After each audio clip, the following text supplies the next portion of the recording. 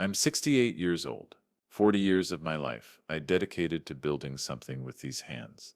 I started selling fruits from a wooden cart on the corner of Morrison Street, under a sun that burns your skin until it looks like old leather. Then came the first store. Then another. And another. Sweat, sleepless nights, cold meals, sacrifices nobody sees, all to leave something for my son. For Richard. My Richard? The day he was born, a Tuesday the 27th of March, 39 years ago now, I swore he wouldn't go through what I went through, that he wouldn't know hunger, that he wouldn't feel the cold in his bones because there's no money for heating, that he would study, that he would have everything. I gave him everything, and he took everything from me. It was a Wednesday afternoon when he came to the house. I remember because Wednesdays have always been my favorite days, the day my wife Elena used to make meat pies with raisins. She died 5 years ago, a cancer that took her in 6 months, and since then Wednesdays smell like loneliness and memories that hurt in your chest like a stone. But that particular Wednesday, the 14th of August, Richard showed up at my door at exactly 4:30 in the afternoon. I know it was 4:30 because I had just finished watching my game show, The Price is Right. I never miss it.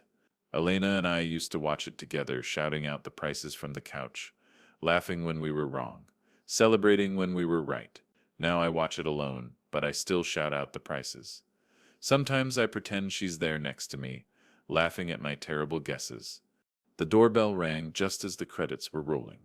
I got up from my recliner, the brown leather one that's molded to the shape of my body after 15 years, and walked to the door. My knees hurt. They always hurt these days. The doctor says it's arthritis. I say it's just getting old. My back aches too, especially in the mornings, and my right hand trembles sometimes when I'm tired.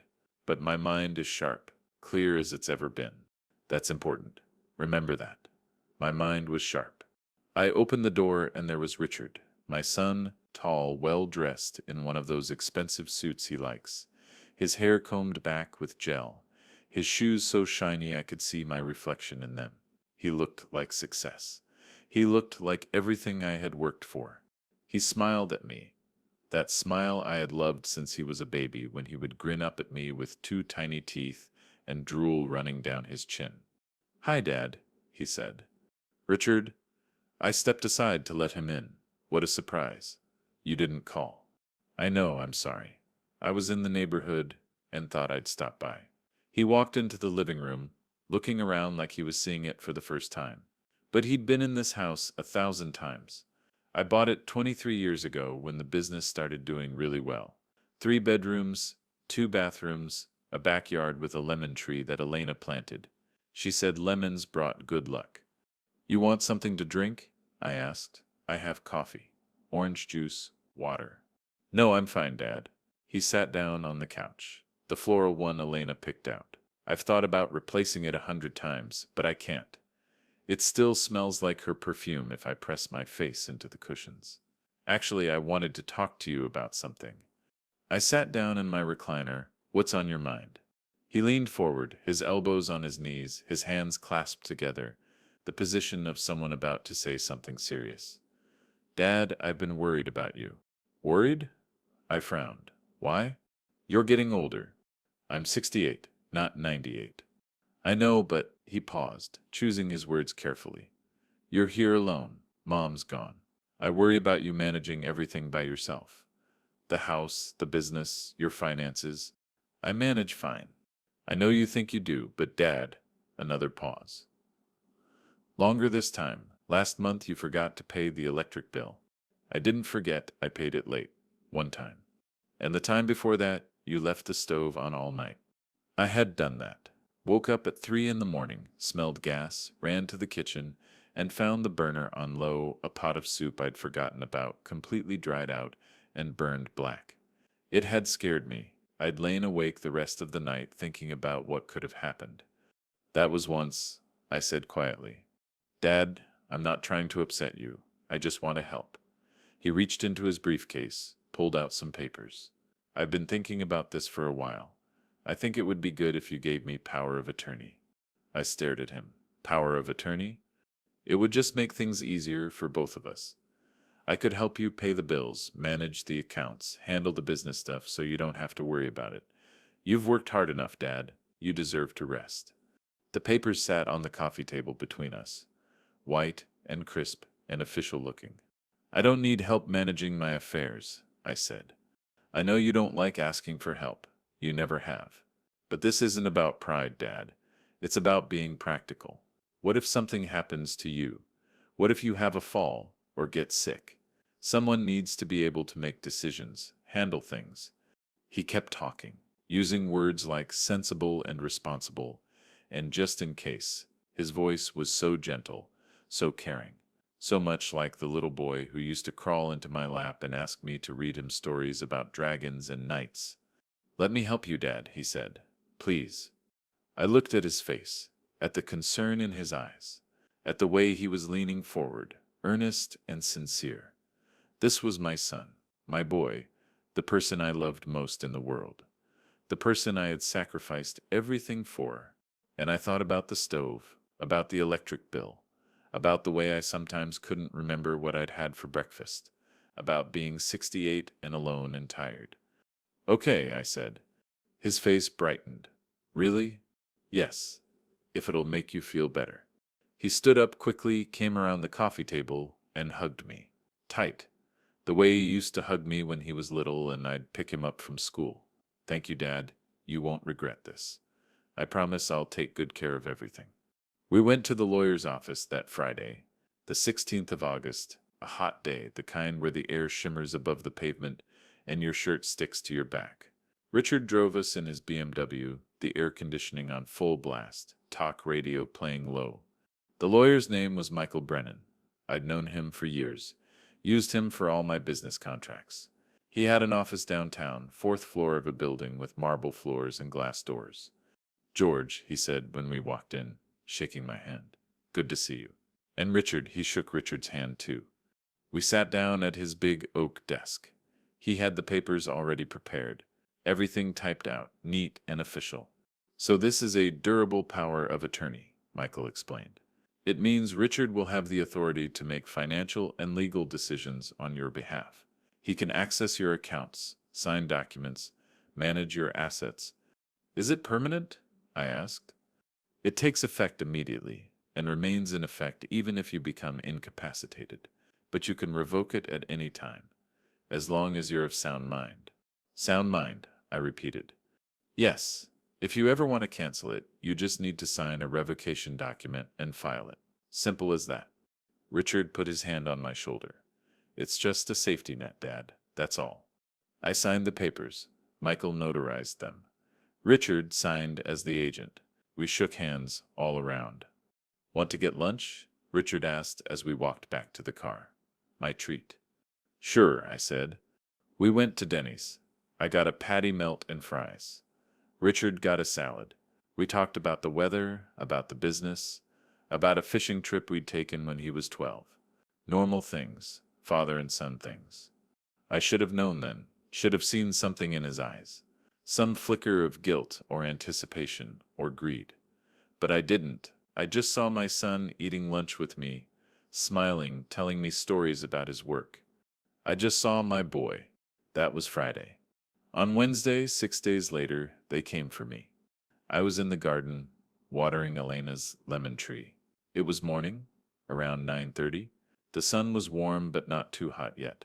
Birds were singing in the oak tree next door. The water from the hose made a peaceful sound as it hit the dirt.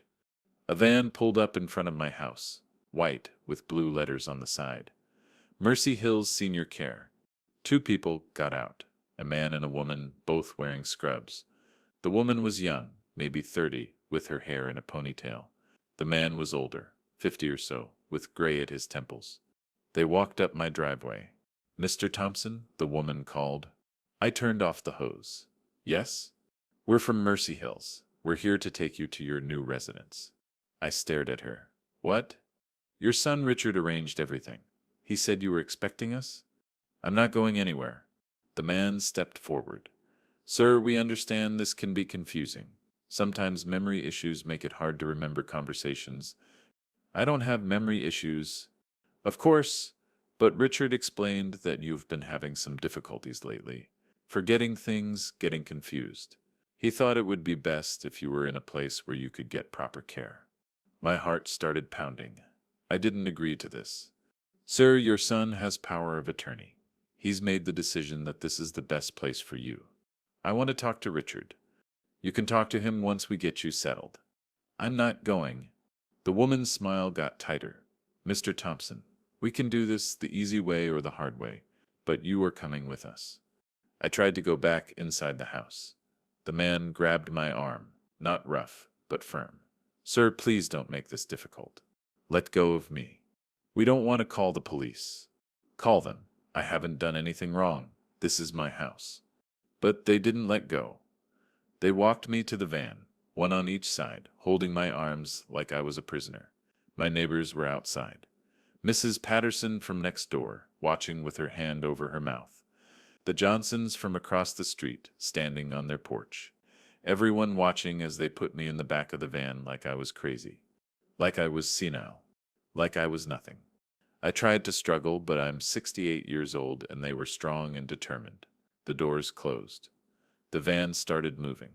Where are you taking me? I asked. Mercy Hills, the woman said from the front seat. It's a very nice facility. You'll be comfortable there. I want to go home. This is your home now, Mr. Thompson.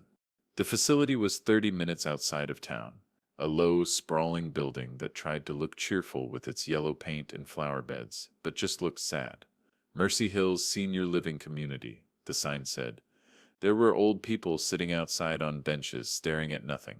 They took me inside. Everything smelled like disinfectant, and something else, something sweet and sick that I couldn't identify. There were paintings on the walls, bright and generic, a TV playing in a common room where more old people sat in wheelchairs, drooling, sleeping, vacant-eyed. I don't belong here, I said. Nobody listened.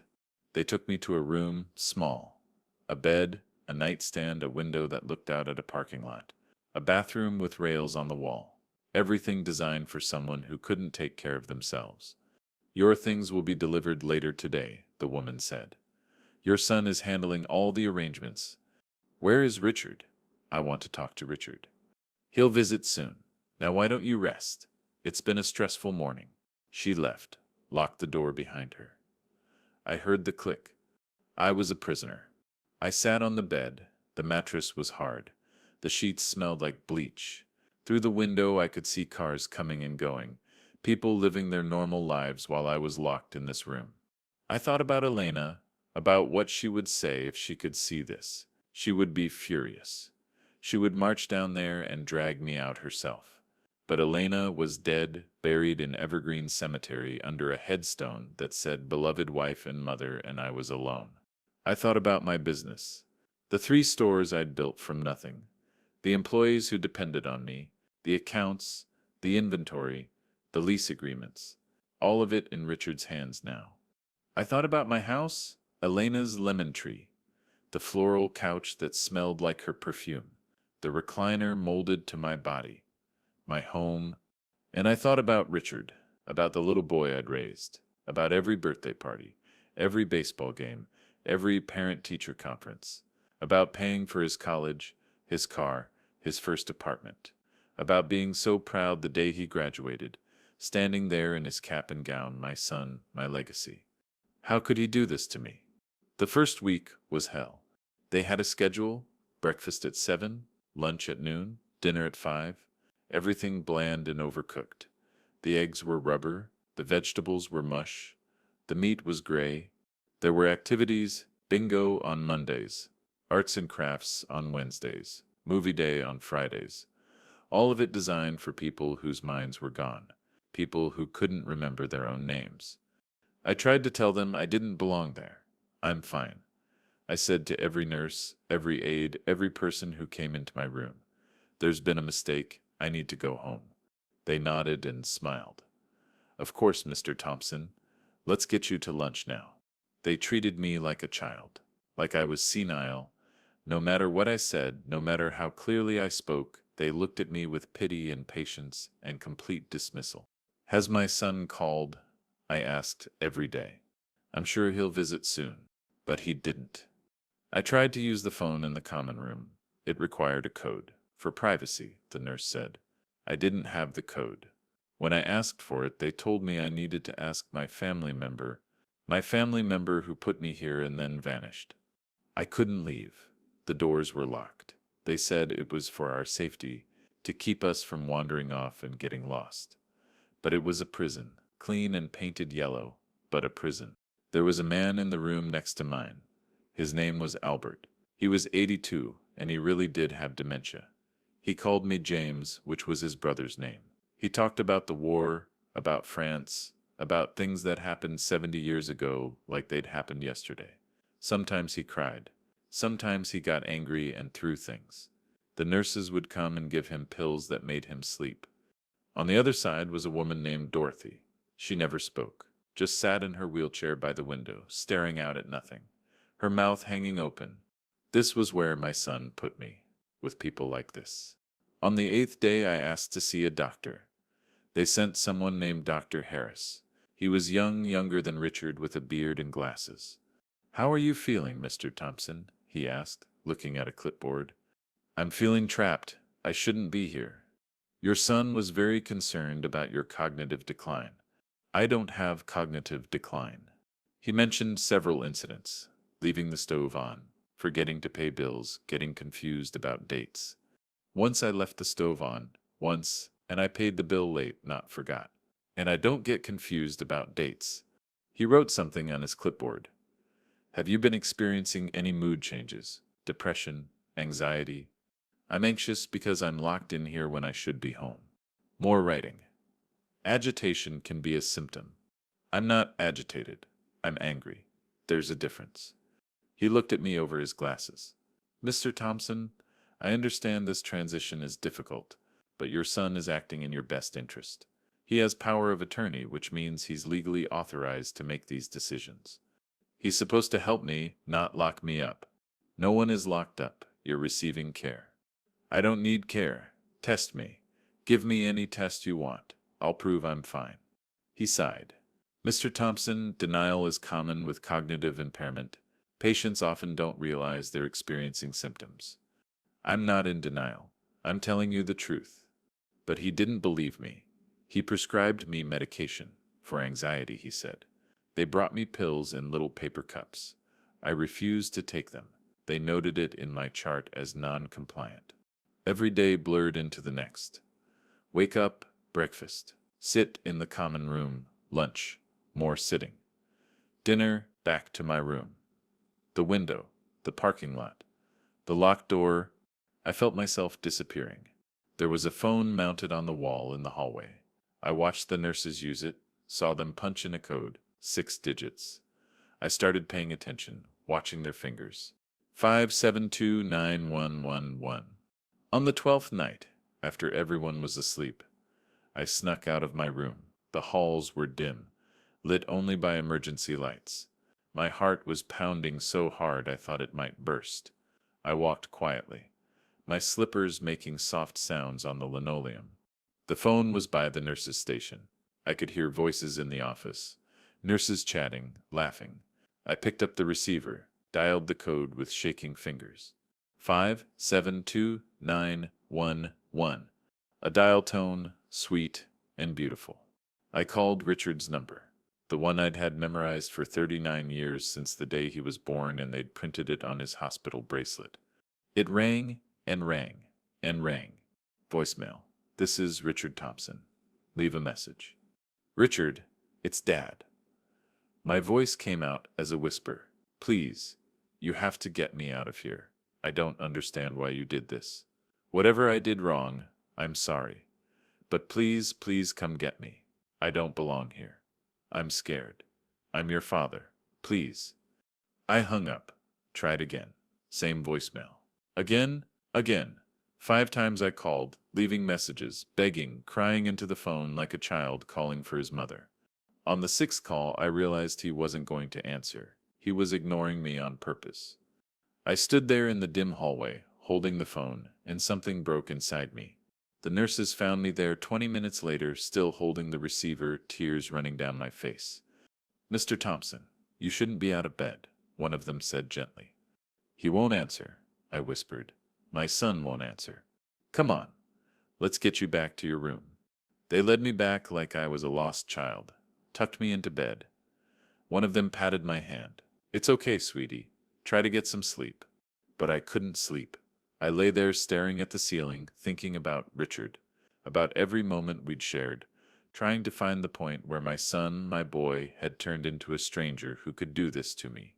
The next morning at breakfast, I sat with Albert. He was eating oatmeal, most of it ending up on his shirt. James, he said when he saw me. Where have you been? I'm not James, I said quietly. I'm George. Right, George. I remember now, but he didn't. 5 minutes later, he called me James again. I watched him eat his oatmeal, watched Dorothy in her wheelchair staring at nothing, watched all the other residents, some drooling, some talking to themselves, some just sitting in silence. Is this what Richard told people I was like? Did he say I was confused like Albert, catatonic like Dorothy? Did he paint a picture of a man whose mind was gone, who needed to be put away for his own good? And if he did, what else was he doing? My business, my stores, my house, all of it under his control now. The power of attorney gave him everything. I felt sick. That afternoon, during activity time, I met a woman named Ruth. She was 74, sharp as a tack, stuck in Mercy Hills because her daughter claimed she couldn't live alone anymore. It's a racket, Ruth told me as we sat in the garden. They put us here, take our money, keep us locked up. My daughter sold my house the week after she dumped me here. $300,000 gone into her pocket. Can't you fight it? I asked. How? I'm locked in here. No phone, no lawyer, no way out. My daughter has power of attorney. She can do whatever she wants. There has to be something. Ruth looked at me with tired eyes. Honey, nobody listens to old people. They look at you and see someone senile, confused, not worth listening to. You could be sharp as a knife and they'd still pat you on the head and tell you to go play bingo. But I couldn't accept that, wouldn't accept it. That night, I started making a plan. I needed to get out, not just out of the building, but out legally. I needed to prove I was mentally competent. I needed to revoke the power of attorney, and I needed to do it before Richard destroyed everything I'd built. The problem was getting out. The doors required a code. The windows didn't open. There were cameras everywhere. And even if I could get out, where would I go? I didn't have my wallet, my keys, any money. Richard had taken everything when they brought me here. I watched. I waited. I learned the patterns. The nurses changed shifts at 7 in the morning and 7 at night. During shift change, there was chaos. People coming and going, reports being given, medications being counted. The back door, the one that led to the dumpsters, sometimes got propped open when they took out trash. Only for a few minutes, but that might be enough. Deliveries came on Wednesdays and Fridays. The delivery people propped the door open while they brought in supplies. I just needed one chance. It came on a Friday morning, 3 weeks after Richard had put me here. I was in my room, watching through my window. A delivery truck pulled up, the driver got out, wheeled a cart toward the back entrance. The door opened. He propped it with a doorstop. This was it. I walked out of my room, tried to look casual, like I was just going to the common room. The hall was busy, nurses hurrying around, residents shuffling in walkers. Nobody paid attention to one more old man. I made it to the back hallway, past the storage rooms, past the maintenance closet. The back door was at the end, propped open, sunlight streaming in. The delivery driver was inside, talking to a nurse, checking his clipboard. I walked faster. My heart was pounding. My hands were shaking. I reached the door, stepped through, outside.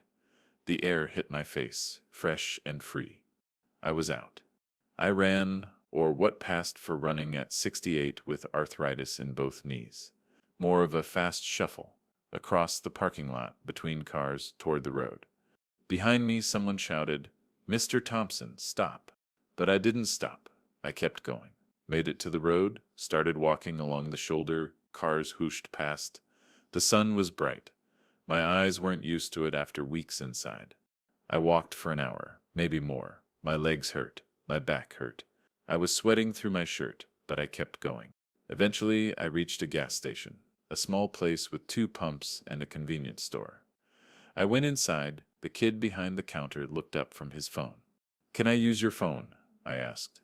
He looked at me. Old guy wearing the clothes from Mercy Hills, sweating, out of breath. "We don't have a public phone. Please, it's an emergency. There's a payphone outside. I don't have any change." He sighed, pulled out his cell phone. "Make it quick." I took it with shaking hands. Who could I call? Not Richard, not any of his friends. I needed someone I could trust. Michael Brennan, my lawyer. I still remembered his number. Had called it 1,000 times over the years. It rang 3 times. Brennan Law Office. "Michael, it's George Thompson."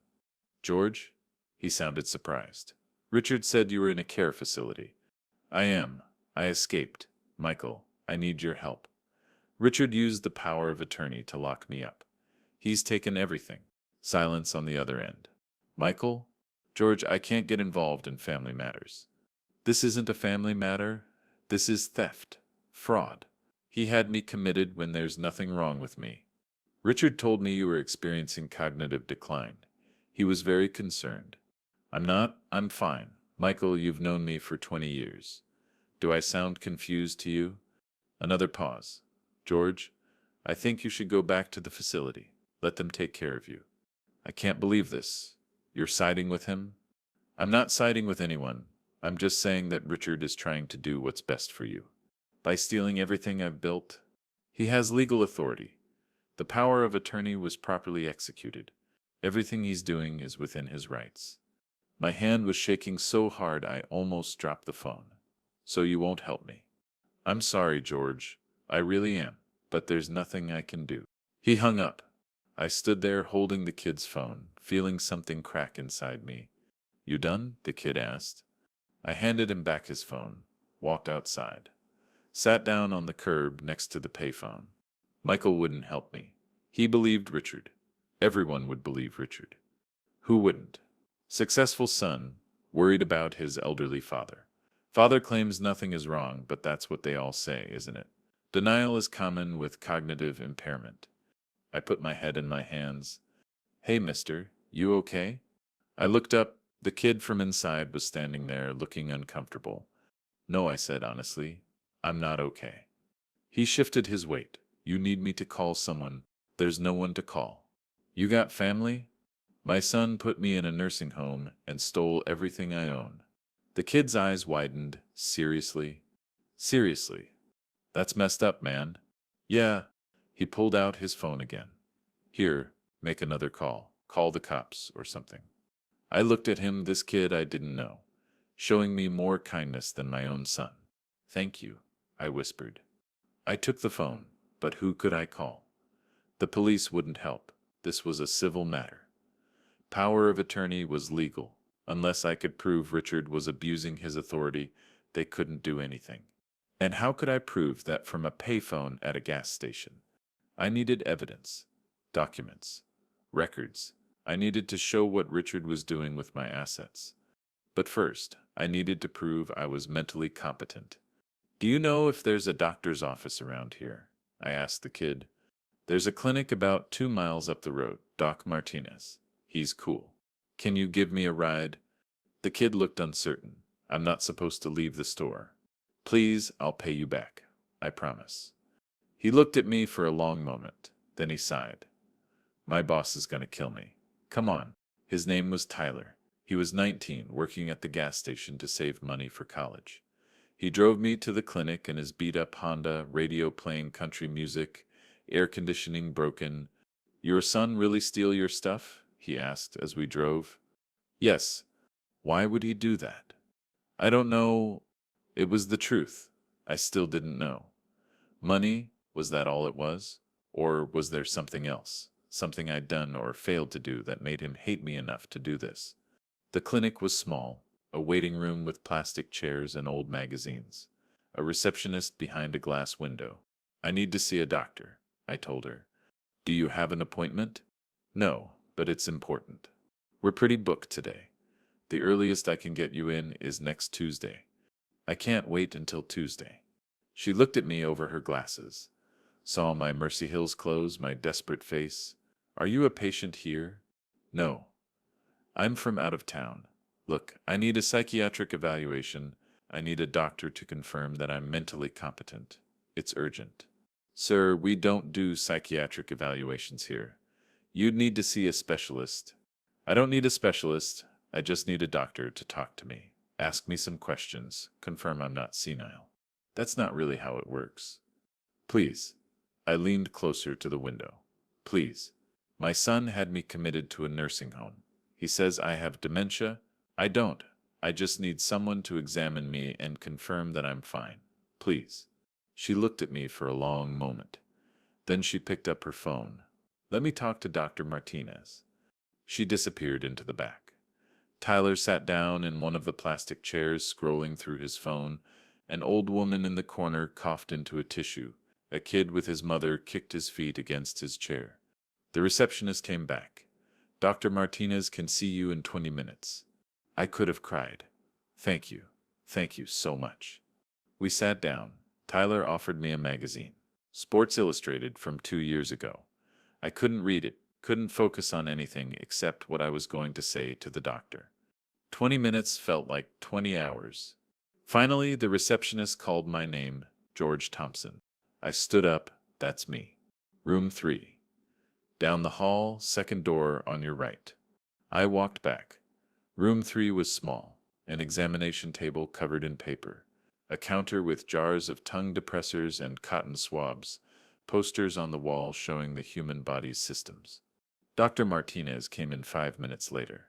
He was older than I expected, maybe 65 himself, with gray hair and kind eyes. Mr. Thompson, he said, shaking my hand. Maria said you need a competency evaluation. Yes. My son had me committed to a nursing home. He says I have dementia. I don't. Tell me what happened. So I did. I told him everything. The power of attorney, being taken to Mercy Hills, being treated like I was senile when I wasn't. Richard not answering my calls. Michael Brennan refusing to help. Dr. Martinez listened, didn't interrupt, just listened. When I finished, he was quiet for a moment. Then he said, let's do a basic cognitive assessment. He asked me questions. What's your full name? What's today's date? Where are we? Who's the president? Count backward from 100 by sevens. Remember these 3 words and repeat them back in 5 minutes. I answered everything correctly. He had me do other tests. Draw a clock showing a specific time. Copy a simple design. Follow multi-step instructions. I did it all. After 30 minutes, he sat back. Mr. Thompson, as far as I can tell, you're mentally sharp. Your memory is good. Your cognition is intact. You don't show any signs of dementia. I felt tears spring to my eyes. Can you write that down? Can you give me something official? I can write you a letter stating my findings. But you should know I'm a general practitioner, not a psychiatrist. If you really want to contest your son's claims, you'll need a full psychiatric evaluation from a specialist. Can you refer me to someone? I can, Dr. Sarah Chen. She's excellent. I'll call her office and see if she can fit you in. Thank you. Thank you so much. He wrote his letter while I waited, put it on official letterhead, signed, and dated it. Here, keep this safe. I folded it carefully, put it in my pocket. It felt like gold. Dr. Martinez made the call, talked to someone at Dr. Chen's office, hung up and turned to me. She can see you tomorrow morning at 9. Here's the address. He wrote it down on a prescription pad, tore off the sheet, handed it to me. I stared at it. Tomorrow at 9. I could do that. But where would I stay tonight? I had no money, no ID, nowhere to go. Is there someone you can call? Dr. Martinez asked, reading my face. No. He looked at me with those kind eyes. Then he opened his wallet, pulled out $40. Here, get a cheap motel room for the night. Get some food. I can't take your money. Yes, you can. Pay me back when this is sorted out. I took the money with shaking hands. I will, I promise. Tyler was still in the waiting room. He drove me to a motel, a run-down place called the Sunset Inn with peeling paint and a broken neon sign. $15 a night. I paid for one night, got a key to room 7. You gonna be okay? Tyler asked. Yes, thank you for everything. No problem, man. Good luck. He hesitated. I hope you get your stuff back. Me too. He drove away. I went into room 7. It smelled like cigarettes and mildew. The bed sagged in the middle. The TV had rabbit ears, but it was shelter. I lay down on the bed, fully clothed, staring at the water-stained ceiling. Tomorrow I'd see Dr. Chen, get a full psychiatric evaluation, prove once and for all that I was competent. And then what? Then I'd need a lawyer, one who would actually help me, one who would fight Richard. I thought about my son, wondered what he was doing right now. Was he at my house? At the business? Signing papers, moving money, selling assets? How much had he already taken? And why? That's what I couldn't understand. Why? I'd given him everything. Love, support, opportunity.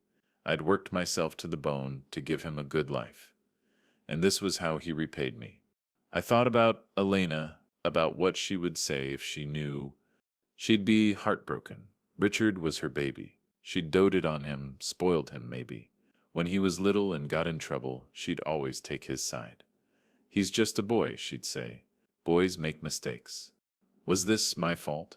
Had I been too soft, too generous?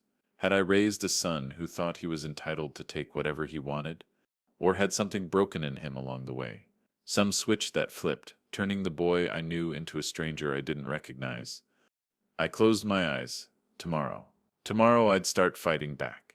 I must have fallen asleep, because when I opened my eyes it was dark outside. The neon sign flickered red and blue through the thin curtains. My stomach was growling.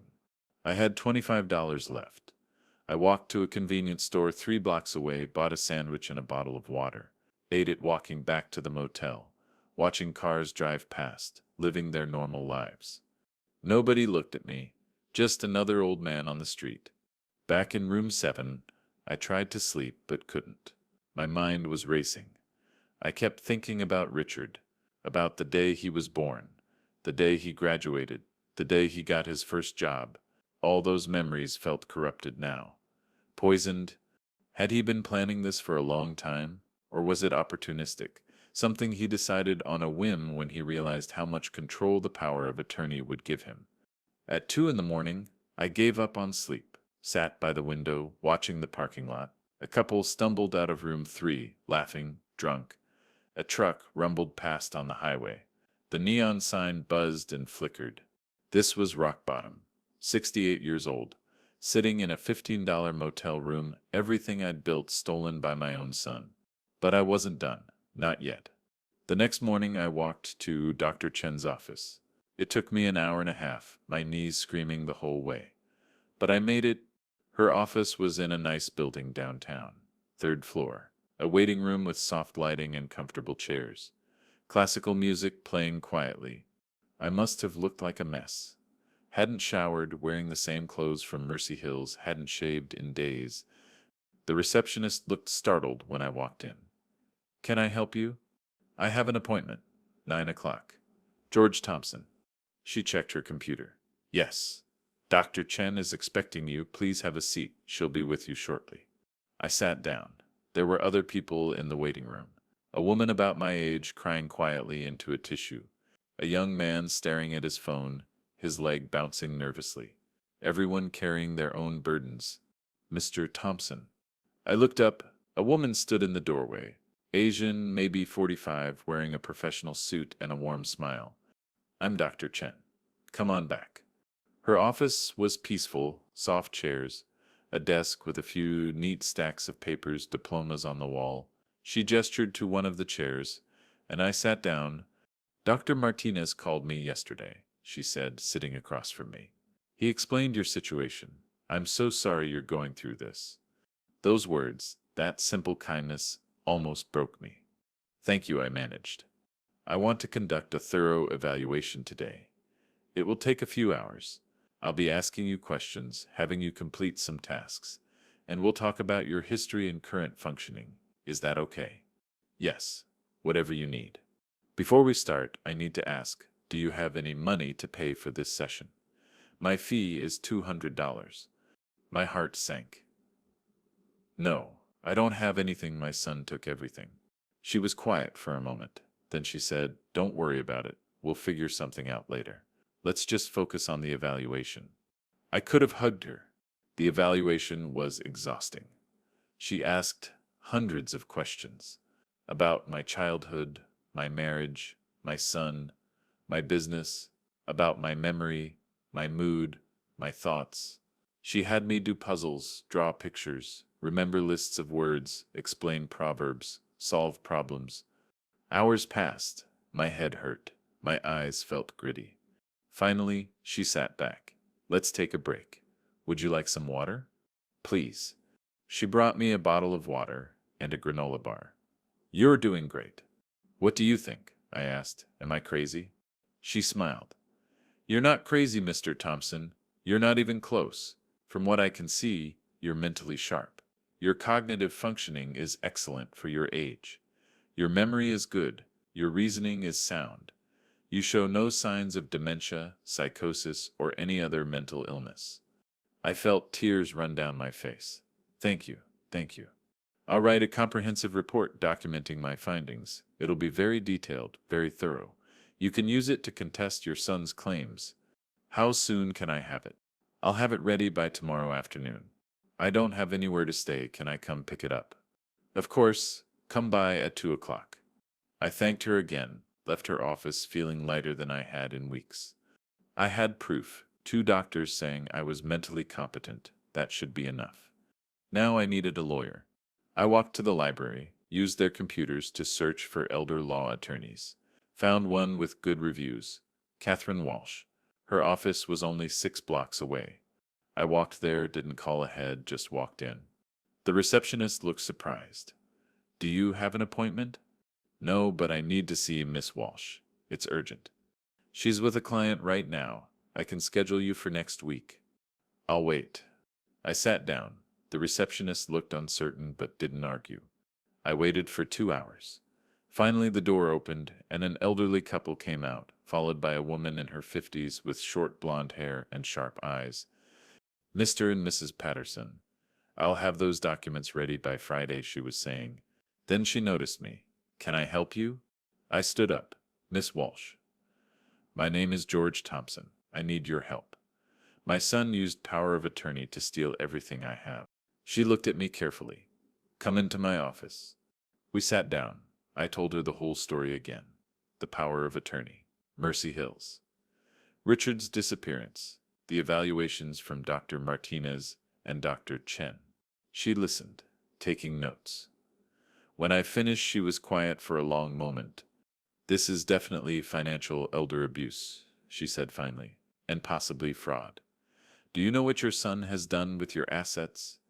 "No, I don't know anything. I've been locked up for 3 weeks.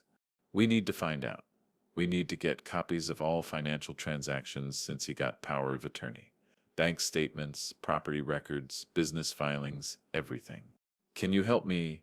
"Yes, but I need to be honest with you, Mr. Thompson.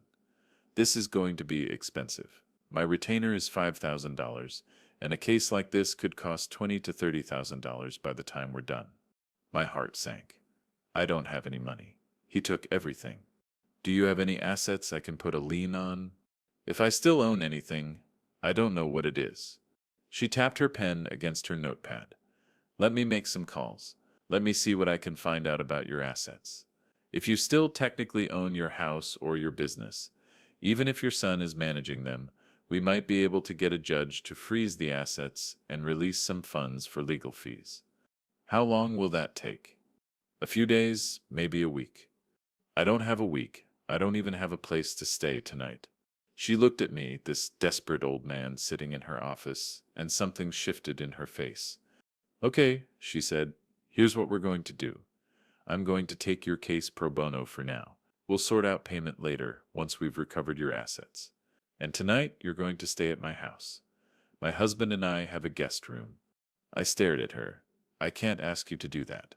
"You're not asking. I'm offering. I'm not going to let you sleep on the street." I broke down, just completely broke down, sobbing in her office like a child. She came around the desk, put a hand on my shoulder. It's okay. We're going to fix this. I promise. Catherine Walsh became my lifeline. She took me to her house that night, a nice two-story in a quiet neighborhood. Her husband, Frank, was a retired teacher. They made me dinner, gave me clean clothes, let me shower for the first time in weeks. Stay as long as you need, Frank said. Over the next few days, Catherine worked. She filed emergency motions, requested records, made calls. She found out what Richard had been doing. He'd sold my house. $350,000. The money went into an account he'd opened in my name, but he was the only signatory. He'd sold one of my stores. $200,000. He was in the process of selling the other two and liquidating the business. He'd transferred funds from my personal accounts into accounts he controlled. In 3 weeks, he'd stolen over $600,000. We need to move fast, Catherine said, before he finishes selling everything. She filed a petition to revoke the power of attorney, attached the evaluations from Dr. Martinez and Dr. Chen, filed for an emergency restraining order to freeze all my assets. We got a court date 4 days away. Will he be there? I asked. He'll be served with notice. If he doesn't show up, the judge can rule in our favor by default. He'll show up. He'll try to defend himself. Let him try. We have documentation. We have medical evaluations. We have proof he's been misappropriating your assets. But I was worried. Richard was smart. He wouldn't have done this without a plan. The night before the court date, I couldn't sleep. Lay in Catherine's guest room, staring at the ceiling, thinking about seeing Richard again. What would I say to him? What was there to say? The next morning, Catherine drove me to the courthouse. A big, imposing building downtown with marble steps and columns. You ready? She asked. No, but let's do it anyway. We went through security, took the elevator to the 3rd floor, courtroom B. Richard was already there. I saw him through the window in the door, sitting at a table with his own lawyer, wearing an expensive suit, his hair perfectly styled. He looked calm, confident. When we walked in, he turned and saw me. For a split second, something flickered across his face. Surprise? Guilt? Fear? But then it was gone, replaced by a blank expression. Hello, Richard, I said quietly. He didn't answer, just turned back to his lawyer, whispered something. We sat at our table. The judge came in, the Honorable Patricia Morrison, an older woman with gray hair and a no-nonsense expression. This is case number 24, 7753, George Thompson versus Richard Thompson, petition to revoke power of attorney and freeze assets. Miss Walsh, you're representing the petitioner? Yes, Your Honor. And Mr. Simmons, you're representing the respondent? Richard's lawyer, a slick-looking man in his 40s, stood up. Yes, Your Honor. Miss Walsh, make your case. Catherine stood. Your Honor, this is a clear case of financial elder abuse. The respondent, Richard Thompson, obtained power of attorney from his father under false pretenses. He then used that authority to have Mr. Thompson committed to a nursing home against his will, claiming he had dementia when he does not. While Mr. Thompson was incarcerated at this facility, the respondent began liquidating his assets. He sold Mr. Thompson's house, one of his businesses, and transferred hundreds of thousands of dollars into accounts he alone controls. We have documentation of all transactions which I'm submitting to the court. We also have evaluations from 2 separate doctors confirming that Mr. Thompson is mentally competent and does not suffer from dementia or any other cognitive impairment. She handed a thick folder to the bailiff, who gave it to the judge. Judge Morrison started reading. The courtroom was silent, except for the sound of pages turning. Finally, she looked up. Mr. Simmons' response? Richard's lawyer stood. Your Honor, my client acted in good faith based on his reasonable belief that his father was experiencing cognitive decline. Mr. Thompson is 68 years old. He was exhibiting concerning behaviors, forgetting to pay bills, leaving appliances on, becoming confused about dates and times. My client was genuinely concerned for his father's welfare. The decision to place him in a care facility was made after consultation with medical professionals. What medical professionals? The judge interrupted. Dr. Stephen Harris, who evaluated Mr. Thompson at the facility. Do you have documentation of this evaluation? We're working on obtaining those records. So you don't have them? Not yet, Your Honor. Judge Morrison looked unimpressed. She turned to me. Mr. Thompson, can you tell me in your own words what happened? I stood up. My legs were shaking. Your Honor, my son convinced me to sign power of attorney. He said it would make things easier, help me manage my affairs. I trusted him. Less than a week later, people from a nursing home showed up at my house and took me away. They said Richard had arranged it. I tried to tell them there was a mistake, that I was fine, but nobody would listen. They locked me in that place for 3 weeks. I couldn't leave. I couldn't call anyone. Richard wouldn't answer my calls. I didn't know what was happening to my house, my business, anything. Finally, I escaped. I went to doctors and asked them to evaluate me. Both of them confirmed I'm mentally competent. That's when I found out what Richard had been doing. He sold my house. He's selling my business. He's taken everything I spent 40 years building. My voice broke. I couldn't help it. Your Honor, I don't understand why he did this. He's my son. I gave him everything, and he did this to me. The judge was quiet for a moment. Then she looked at Richard. Mr. Thompson, I'd like to hear from you directly. Why did you have your father committed? Richard stood up. He looked calm, composed. Your Honor, I was worried about him. He's been declining for months. Forgetting things, getting confused. I thought the best thing was to get him into a place where he could be properly cared for. And the sale of his assets? I needed to pay for his care. The facility is expensive. According to these financial records, the facility costs $3,000 a month. You sold assets worth over $600,000. That's enough to pay for over 16 years of care. Can you explain the discrepancy? Richard hesitated. Just for a second. I wanted to make sure he had enough. Medical costs can be unpredictable. Did you discuss any of this with your father? He wasn't capable of making those decisions. Based on what medical evidence? Another hesitation based on my observations. Your observations. You're not a doctor, are you, Mr. Thompson? No, Your Honor. So you unilaterally decided your father was incompetent, had him locked away, and started selling his assets, all without any professional medical evaluation. There was Dr. Harris, who you don't have documentation from. Mr. Simmons, I'm not impressed by your client's actions here. They smell like financial exploitation to me. She looked at the papers again. I'm looking at these medical evaluations. Dr. Martinez and Dr. Sarah Chen, both respected professionals. Both state clearly that Mr. Thompson is mentally competent. His cognitive function is normal. He shows no signs of dementia. She looked up at Richard. So either these doctors are wrong or you are. Which is it? Richard's jaw tightened. I know my father. I see him more than some doctor who spent an hour with him. Except you don't see him, do you? According to the petition, you haven't visited him or taken his calls since you had him committed. Richard didn't answer. Judge Morrison closed the folder. Here's what's going to happen. I'm immediately revoking the power of attorney. Mr. Thompson, you are restored to full control of your assets and authority. I'm issuing a restraining order freezing all accounts and assets pending a full accounting of what's been done with Mr. Thompson's money.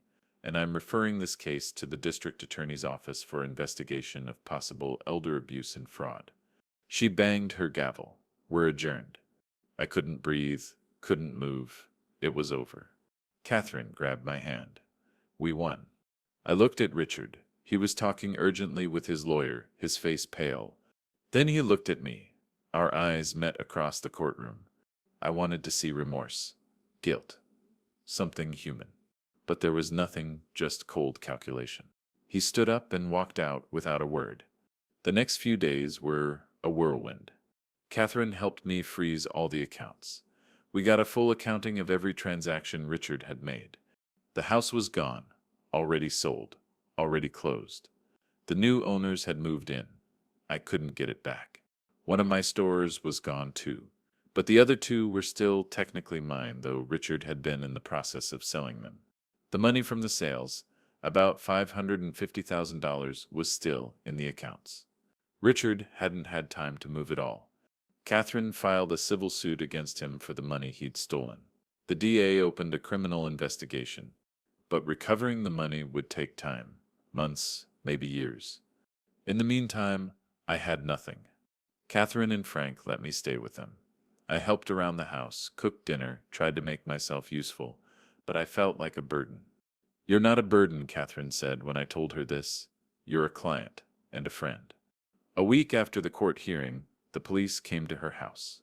"Mr. Thompson, we need you to come down to the station." My heart stopped. Why? What happened? "Richard Thompson is dead." The world tilted. "What?"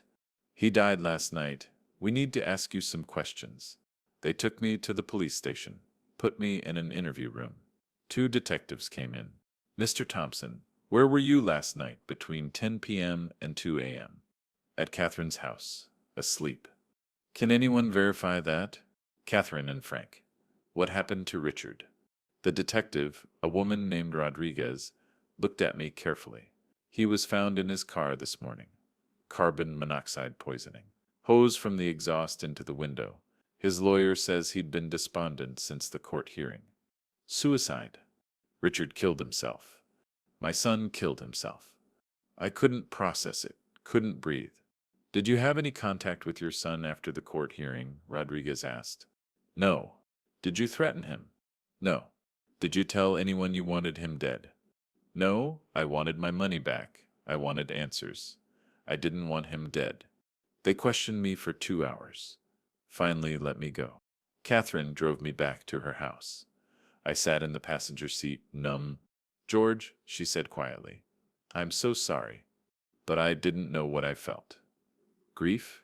Relief? Anger? All of it? None of it? My son was dead. He'd stolen from me, betrayed me, tried to destroy me. And now he was gone." The funeral was 4 days later. I almost didn't go. What was the point? He'd made it clear he didn't love me, didn't care about me. But he was still my son. It was at a small chapel across town, only a handful of people there. Some of Richard's friends, his lawyer, a few business associates, and me. I sat in the back. Nobody spoke to me. Nobody even looked at me. The service was short. Generic. The pastor talked about Richard's accomplishments, his success, his bright future cut short. Didn't mention his father. Didn't mention what he'd done. Afterward, people filed out. I stayed seated. Eventually, I was alone. I walked up to the casket, looked down at my son's face. They'd made him look peaceful, handsome, like he was sleeping. I wanted to feel something. Grief, anger, love, hate, anything. But I just felt empty. "Why?" I whispered. "Why did you do it?" He didn't answer, would never answer. I put my hand on the casket. "I loved you. I loved you so much." I turned and walked out. The investigation eventually revealed what Richard had been doing with my money. He'd been in debt, serious debt, gambling debts, over $300,000. He owed money to people who didn't ask nicely for repayment. He'd seen the power of attorney as a solution. Take my assets, pay off his debts, disappear with the rest. But I'd escaped, ruined his plan, and faced with losing everything, facing criminal charges, facing his father's betrayal, he'd chosen to end it. I tried to feel sympathy, tried to understand, but mostly I just felt betrayed. He'd never come to me for help, never told me he was in trouble. He just decided to destroy me to save himself. And in the end, he destroyed us both. Catherine managed to recover most of the money. We settled the estate, paid off Richard's debts with his own assets, got back what we could of mine. In the end, I had about $400,000 left. Enough to live on. Enough to rebuild something small. I bought a little house on the edge of town. 2 bedrooms, 1 bathroom, a small yard. Nothing like my old house, but it was mine. I didn't reopen the stores. Didn't have the energy. Sold the properties, invested the money carefully. I was 70 years old by the time everything was settled. 2 years since Richard had first asked me to sign that power of attorney. 2 years that felt like a lifetime. I see Catherine sometimes. She and Frank have me over for dinner once a month. They've become the family I don't have anymore. I think about Richard every day. Wonder what I could have done differently. If there was some moment where I could have changed things, saved him, saved us. But I don't have answers. All I have is this: I'm 70 years old. I survived. I fought back. I won. But it doesn't feel like winning. It feels like losing everything that mattered and being left with everything that doesn't. I sit in my small house, in my second-hand recliner, and watch The Price is Right alone. Sometimes I still shout out the prices. Sometimes I still pretend Elena is there next to me, laughing. And sometimes I think about Richard, about the little boy who used to crawl into my lap, about the son I thought I knew, about the stranger who destroyed everything. I'm 70 years old. I survived. But I'm not sure what I survived for. Every morning I wake up in this house that isn't my home. I make coffee in a kitchen that doesn't smell like Elena's cooking.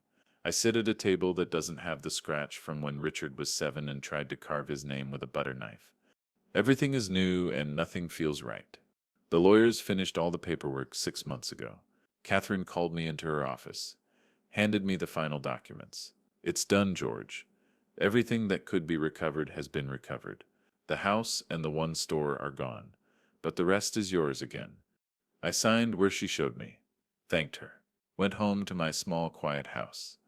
Some of Richard's old friends reached out, said they were sorry, said they hadn't known what he was going through, said he always seemed so successful, so put together. I didn't respond to most of them. What was there to say? One of them, a man named David, who'd been Richard's college roommate, came to my house, knocked on my door on a Saturday afternoon. "Mr. Thompson, I don't know if you remember me." I did. He'd been at the house 100 times when Richard was younger. Good kid, always polite. "David, come in." We sat in my living room. He looked uncomfortable, twisting his hands together. "I wanted to come sooner," he said, but I didn't know what to say.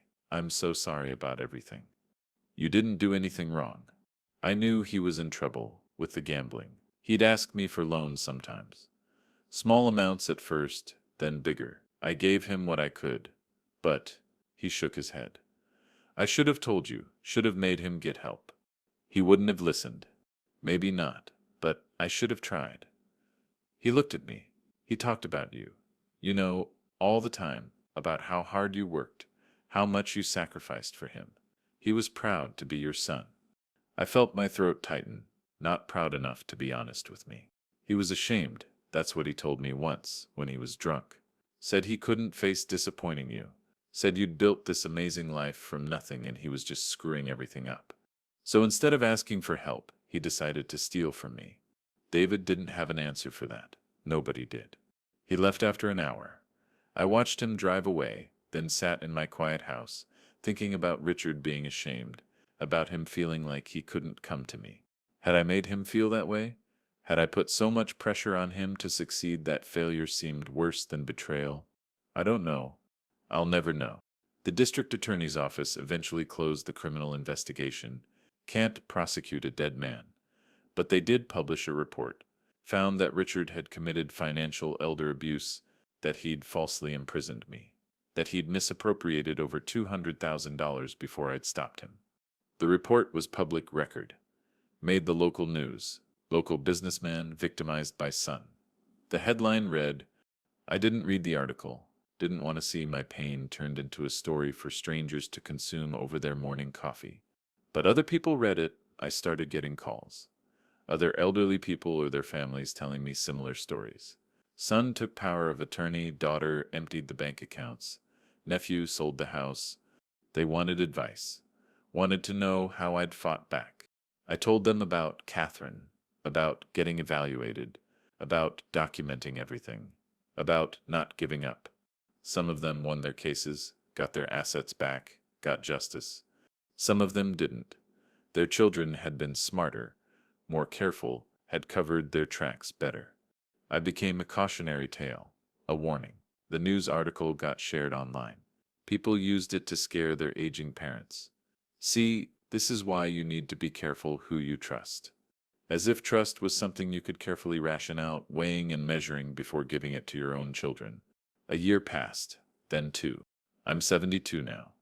My knees hurt more. My back aches. I take 5 pills every morning with my breakfast. But my mind is still sharp, clear as ever. I made sure of that. Get evaluated every 6 months now. Dr. Chen checks my cognitive function, writes detailed reports, files them away.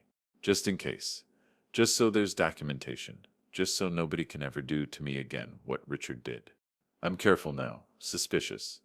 When the young man at the grocery store offers to help me carry my bags, I say no. When my neighbor suggests I might want someone to help with yard work, I decline. When Catherine suggests I should consider writing a will, I put it off. Trust doesn't come easy anymore. Catherine worries about me. George, you can't live like this, alone, afraid of everyone. I'm not afraid. I'm careful. You're isolated. You barely leave the house, except to see us and go to your doctor appointments. I'm fine. But I'm not fine. I know I'm not. I wake up every night at 3 a.m. Lie there in the dark, thinking about Richard, about that Wednesday when he came to my door with his smile and his concern and his papers. I think about the signs I missed, the phone calls he never returned, the way he always seemed to need money but never said why, the distance that had grown between us after Elena died. Had she been the glue holding us together? Had he only tolerated me for her sake? Or had I been the problem? Had I been so focused on building my business that I'd forgotten to build a relationship with my son? I don't have answers, just questions that circle endlessly in the dark. Sometimes I dream about him. He's a little boy again, running through the backyard, laughing. Elena is there, calling him in for dinner. And I'm young, strong, full of hope and energy. Then I wake up, and I'm 72 and alone, and my son is dead, and my wife is dead, and everything is gone. Catherine tells me I should see a therapist, work through my grief and anger. Maybe she's right. Maybe I should. But what would I say? That I'm angry at my dead son. That part of me hates him for what he did, but another part of me still loves him desperately. That I miss him even though he tried to destroy me. What therapist wants to hear that? Sometimes I go to the cemetery. Not often. Maybe once every few months. Elena's grave is in a nice spot, under a oak tree. I had them bury Richard next to her. Couldn't bear the thought of him alone somewhere. Beloved wife and mother, her stone says. His just has his name and dates. I didn't know what else to put. I sit between them on a little bench and talk to them. Tell them about my life, my small, quiet life.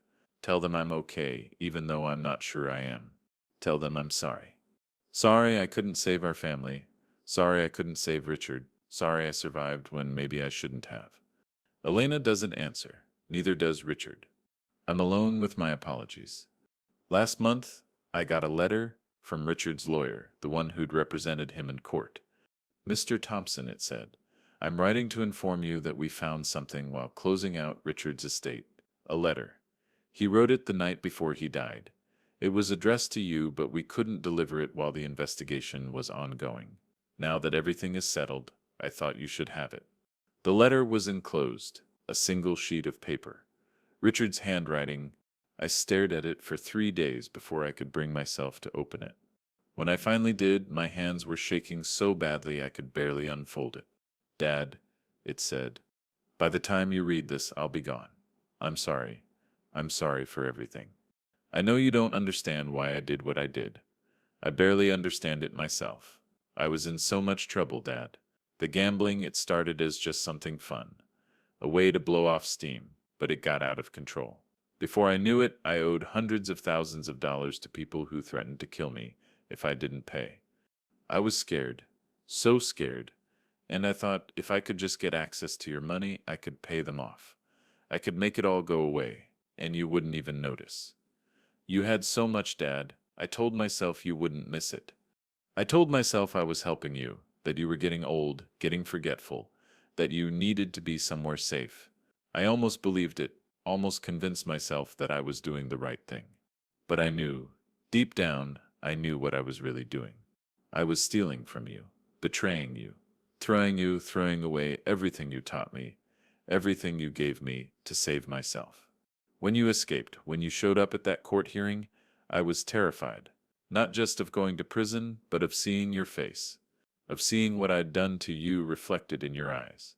You looked so old, Dad, so hurt, and I did that to you. I can't live with that. I can't live with being the person who would do that to his own father. Mom would be so ashamed of me. You should be ashamed of me. I'm sorry I'm taking the coward's way out. Sorry I won't face the consequences. Sorry I'm leaving you alone with this mess. But mostly I'm just sorry. Sorry I failed you. Sorry I wasn't the son you deserved. I love you, Dad. I always did. I know that doesn't mean much now. I know love without honor is nothing. But it's all I have left to give you. I'm sorry. Richard, I read it 5 times. 10, 20. Trying to find something in those words: forgiveness, understanding, peace. But all I found was more pain. He was sorry, he loved me. He knew what he'd done was wrong. But he'd done it anyway. And then he'd left me to live with it, left me to carry this weight alone. Was that letter supposed to make me feel better? Was it supposed to absolve him? Give me closure? All it did was make everything more complicated. Because now I couldn't even hate him, purely. Couldn't write him off as a monster who felt nothing. He'd felt everything: guilt, shame, fear, love. He'd felt it all, and it had destroyed him, just like it was destroying me. I put the letter in a drawer, haven't looked at it since. But I think about it every day. He said he loved me, said I deserved better. But he took the easy way out. Left me here to deal with the aftermath, to live with the betrayal and the loss and the 1,000 unanswered questions. Is that love, or is that just one more betrayal? I don't know. I don't know anything anymore. Today is Wednesday, my favorite day, or it used to be. I made myself a simple lunch, sat at my table, looked out the window at my small yard, my borrowed life. I'm 72 years old. I built a life for 40 years, lost it in 3 weeks, spent 2 years fighting to get pieces of it back. And now I'm here, in this house that isn't home, living a life that doesn't feel like mine. I survived, but sometimes I wonder what I survived for. To be alone, to be bitter, to be a warning to other old people about the children they raised. Catherine says I need to find a purpose, something to live for besides the past. Maybe she's right. Maybe I should volunteer somewhere, join a club, make new friends, start over. Start over at 72 with no family, no business, no legacy except a cautionary tale and a dead son who loved me enough to betray me. How do you start over from that? I don't know. But I get up every morning anyway, make my coffee, take my pills, watch my game show, live my small, quiet life. Because what else is there to do? Give up? Let Richard's betrayal be the final word on my life. No, I won't give him that. I survived. I fought back. I won. Even if it doesn't feel like winning. Even if all I won was the right to keep living in the rubble of what used to be my life. I'm still here. Still breathing, still thinking, still fighting, even if I don't know what I'm fighting for anymore. I'm 72 years old. This is my story. And I'm asking you now, whoever you are, wherever you're listening from, where are you hearing this? What's your age? Are you young, with your whole life ahead of you? Or are you old like me, looking back at choices made and paths taken? Do you have children? Do you trust them? Should you? Leave it in the comments. Tell me where you're from. Tell me how old you are. Tell me if this story scared you, warned you, made you think. Tell me I'm not alone in this, because that's all I have left. The hope that somewhere someone is listening, someone understands, someone knows what it feels like to love someone who destroys you, to survive when maybe you shouldn't have, to be 72 and alone. And still here, somehow, still breathing, still fighting, still wondering what it was all for. Tell me you're out there. Please